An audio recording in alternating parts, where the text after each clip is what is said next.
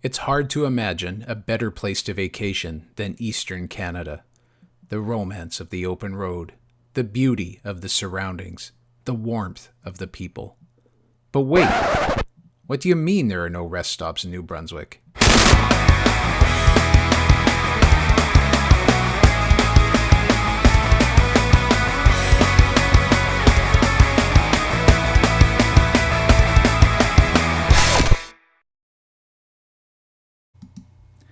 In late August and early September of 2019, we took a road trip through 4 provinces in eastern Canada: Quebec, New Brunswick, Nova Scotia, and Prince Edward Island. In this episode, we're going to talk about the first few days of our trip from Quebec City to St. John, New Brunswick. We started our trip in Quebec City. Quebec City is beautiful, particularly the older medieval city. Walking through its cobblestone streets, looking at the colorful buildings and stunning architecture, it's easy to feel like you have been transported to Europe. We thought it was only fitting that we should stay in a castle, the Fairmont Chateau Frontenac to be specific.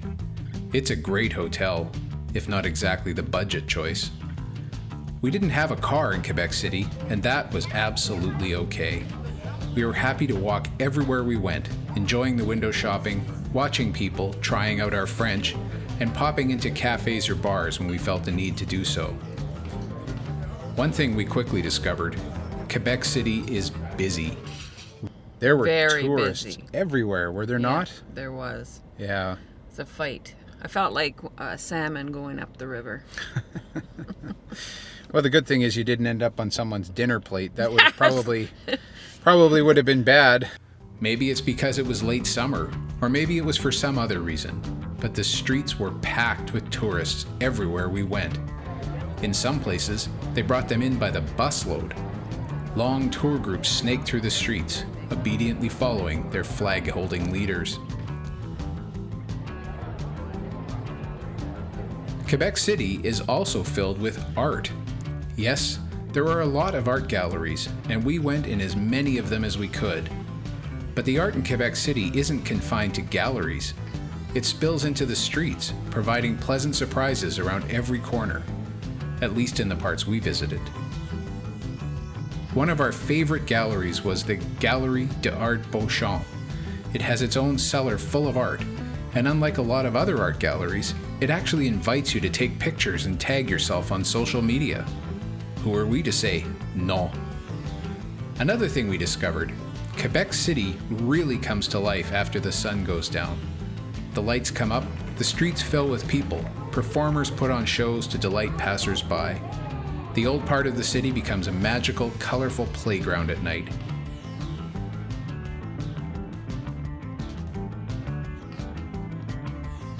Speaking of night, we were lucky enough to be in Quebec City for one of their summer fireworks shows.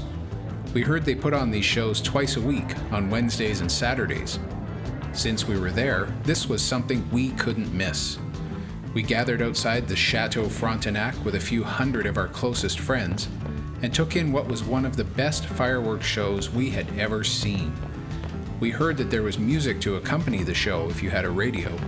We didn't have a radio, and it really didn't matter. The show was great with or without music.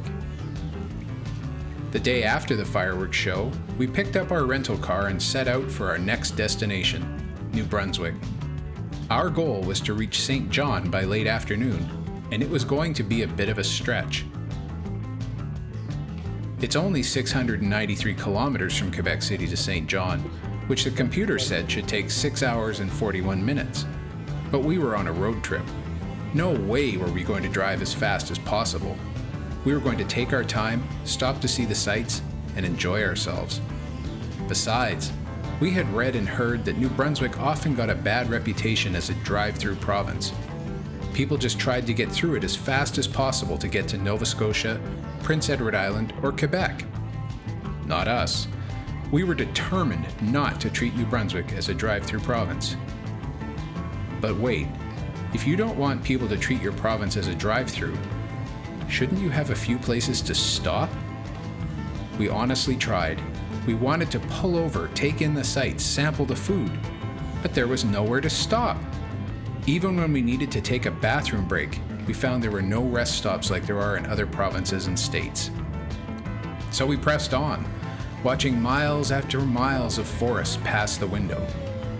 Luckily, the weather gave us some good entertainment, shifting from sunny one moment to a torrential downpour the next. Back to sunny, and then into fog. It seemed every few kilometers there was a new weather pattern.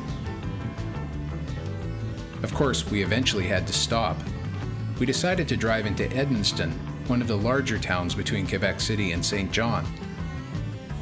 We were hoping to find a park or somewhere to get some lunch, but after driving around for a while looking at the scenery, we just grabbed something small and got back on the highway. It's probably a very nice town. Maybe one day we'll go back.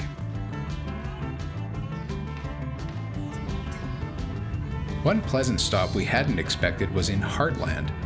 We needed to take a break, so we pulled off the highway at the Heartland exit. Imagine our surprise when we found ourselves crossing a covered bridge. And not just any covered bridge, the longest covered bridge in the world. I don't know how we could check that claim, but take it from me, it's a very long covered bridge.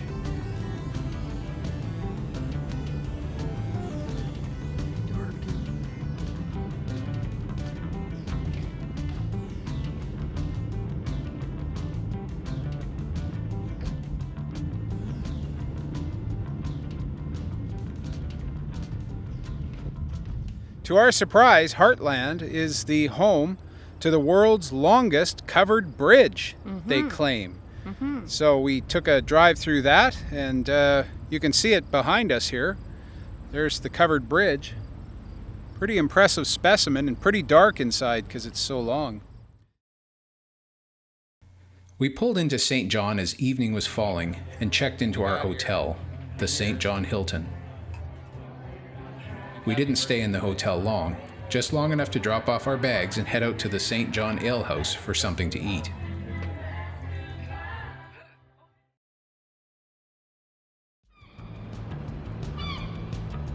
The next day began with breakfast at the St. John Market, supposedly the oldest continually operating farmers market in Canada.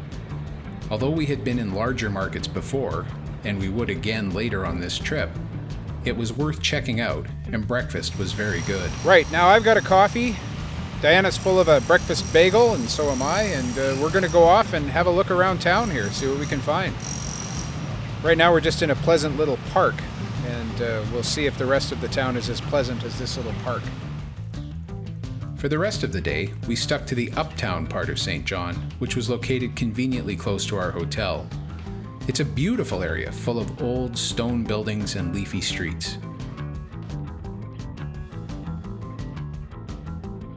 We wandered through the streets, admiring the old buildings,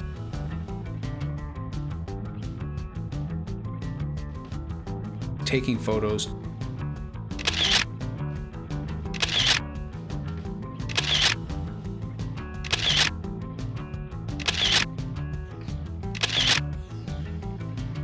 doing a little shopping, and reading the plaques that mark the many historical buildings and sites in the city.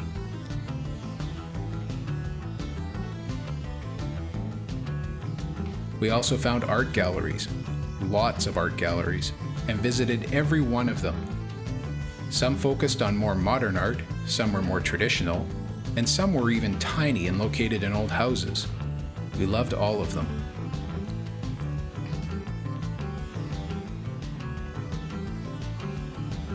St. John also has a lot of pubs. We visited our first pub of the day at lunch, the Gahan House Port City, and enjoyed sitting outside on the patio taking in the street life and delicious beer brewed right in the Maritimes. Later, we visited the First City Brew Pub, a really small brew pub about the size of someone's home rec room. They only had 2 beers on tap, but the atmosphere was great. The people were friendly, and we had a great time. One group of people in the pub was celebrating a birthday, and they shared their cake with us. For dinner, we visited Big Tide Brewing, one of the larger brew pubs in St. John. The food and brew were great, but I was more captivated by the beautiful golden light of sunset outside. I ran into the street between beers and took a number of photos. One of my favorites was of St. John's old post office building. It was built in the late 1800s and has since been converted to apartments, but the Second Empire architecture remains stunning, and during the golden hour, it lit up beautifully.